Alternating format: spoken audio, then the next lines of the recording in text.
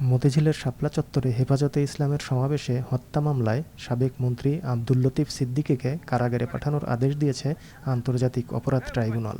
দুপুরে বিচারপতি নজরুল ইসলাম চৌধুরীর নেতৃত্বাধীন ট্রাইব্যুনাল ২ এই আদেশ দেন। এর আগে তাকে ট্রাইব্যুনালে হাজির করা হয়। পরে প্রসিকিউশনের পক্ষ থেকে তাকে কারাগারে পাঠানোর আর্জি জানানো হয়। শুনানির সময় লতিফ সিদ্দিকী কথা বলার অনুমতি চাইলে ট্রাইব্যুনাল তা আমলে নেয়নি। আদেশের পর ট্রাইব্যুনালের কাঠগড়া থেকে আসামিকে নেওয়ার সময় কিছুটা উত্তেজনা তৈরি হয়। এ সময় লতিফ সিদ্দিকীকে পুলিশ ধাক্কা দিয়েছে এবং নিজেও ধাক্কা খেয়েছেন বলে অভিযোগ করেন কাদের সিদ্দিকী বীর উত্তম। গত সোমবার আন্তর্জাতিক অপরাধ ট্রাইব্যুনাল শেখ হাসিনা সহ ৪১ জনের বিরুদ্ধে হেফাজতে ইসলামের সমাবেশে গণহত্যার অভিযোগ আমলে নেয়।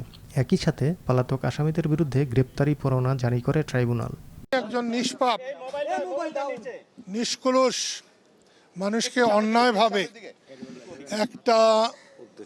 একটা উদ্দেশ্য নিয়ে আসামি করা, এর শুধু প্রতিবাদ জানাতে এসেছি। আপনাদের একজন সাংবাদিকের কথা শুনলাম যে আসামির বক্তব্য প্রচার করা অপরাধ। না, কখনো না।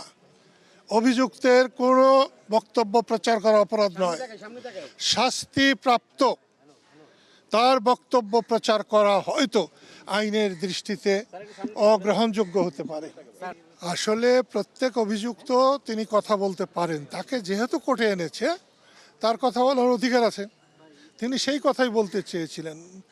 গত রাতে তাকে ডিবি অফিসে নিয়ে যাওয়া হয়েছে।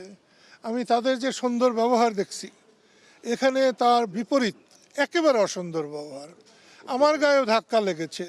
লতিফ সিদ্দিকী ৮৭ বছর বয়স, যার এই বাংলাদেশের জন্মের বেদনার সাথে যিনি জড়িত। ঠিক আছে, আমি মুক্তিযুদ্ধে একটা বিরাট সুনাম অর্জন করেছিলাম, কিন্তু তারও সূচনা করেছিলেন এই লতিফ সিদ্দিকী। লতিফ সিদ্দিকী না হলে আমি একজন রিক্সা চালক হতাম অথবা গরুর রাখাল হতাম। আমি মনে করি সম্মানী ব্যক্তিদের সম্মান দেওয়া উচিত। আমার হ্যান্ডকাপ নিয়ে কোনো ব্যাপার নাই, এটা সরকার বুঝবে। আমাদের হাতে হ্যান্ডকাপ বহুবার পড়েছে। হ্যান্ডকাপকে আমরা খুব একটা খারাপ কিছু মনে করি না। বিবাহের সময় মেয়ের হাতের চুড়ি যেমন দেওয়া হয়, আমরা ওরকমই মনে করি। আপনার ভাইয়ের বিরুদ্ধে মূল অভিযোগটা কি? হ্যাঁ, আমি এই কথাটা স্পষ্ট করেই বলবো। মানুষ বাঁচে কদিন?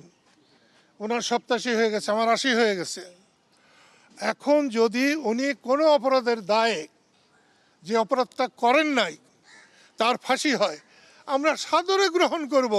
কারণ আল্লাহ তাআলা তাকে তখন মুক্তি দেবেন, আল্লাহ নিজেই বলেছেন। উনি নিজেই তার ফাঁসি চাচ্ছিলেন, হ্যাঁ, উনি যেটা বলছিলেন এই কথাটাই আমি যে কথাটা বললাম, যে বিনা অপরাধে যদি তার ফাঁসি হয়, তাহলে তো দুনিয়ায় যে ভুল ত্রুটি করেছেন সেগুলোর থেকে তিনি মাপ পাবেন, এবং আমরাও সেটা চাই। ওনার বিরুদ্ধে মূল অভিযোগটা কি আপনারা কি জানেন? আমি নিজেই বুঝতে পারলাম না। ওনার বিরুদ্ধে অভিযোগ শাপলা চত্বরের গণহত্যার একজন, কি বলবো,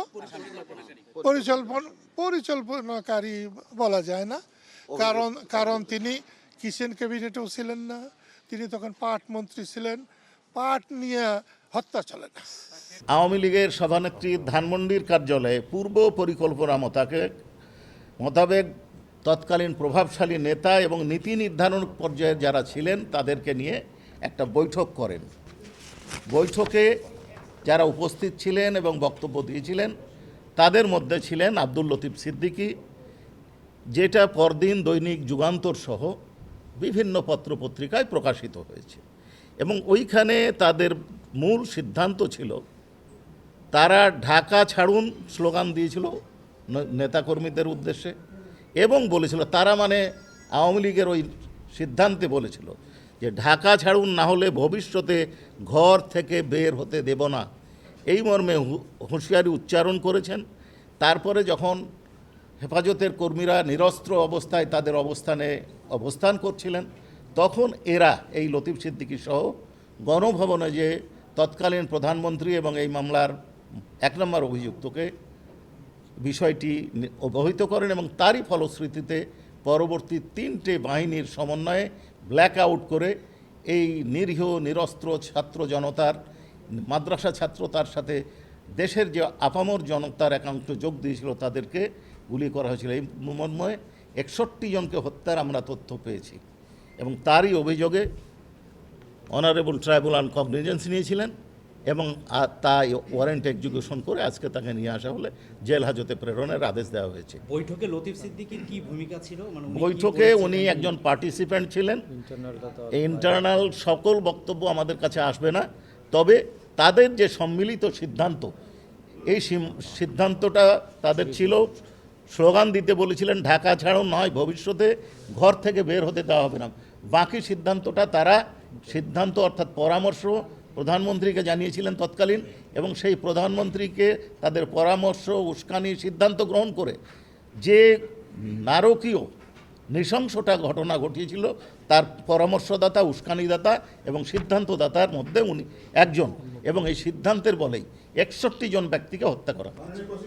আপনার বক্তব্যের শেষ অংশে যে কথাটা বললেন যে পুলিশ ওনাকে ধাক্কা দিয়েছে বা পুলিশ তাদেরকে ধাক্কা দিয়েছে, এইটা আপনাদের কাছে শুনলাম। এই বিষয়টা আমি দেখব, দেখার পরে এই বিষয়ে মন্তব্য করব। তবে উনি কথা বলতে চেয়েছিলেন, ওনার লয়ার এটা অনারেবল ট্রাইব্যুনালকে অবহিত করেছিলেন। অনারেবল ট্রাইব্যুনাল বলেছেন যে আজকে কথা আমরা শুনতে পারছি না, আমরা সামনে যে নেক্সট ডেট আছে সেই ডেটে আপনার কথা শুনব। তারপরে উনি কিছু কথা বলেছেন, আমরা মনে করি সেই কথাটা আমাদের কানের মধ্যে যায়নি।